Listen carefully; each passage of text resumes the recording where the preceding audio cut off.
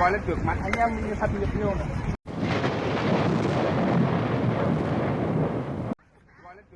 A big fire happened at the mall in Poland on May 12, 2024.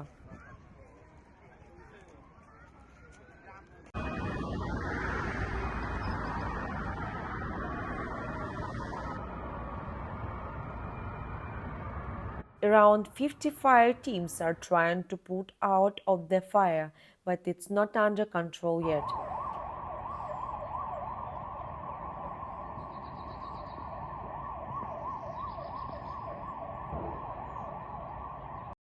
Part of the roof fell down, but we don't know if everyone got hurt.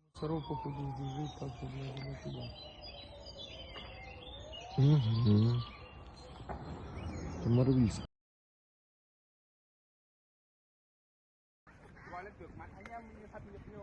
The mall on Marywilska Street is really big, with 1,400 square meters and 1,400 stores.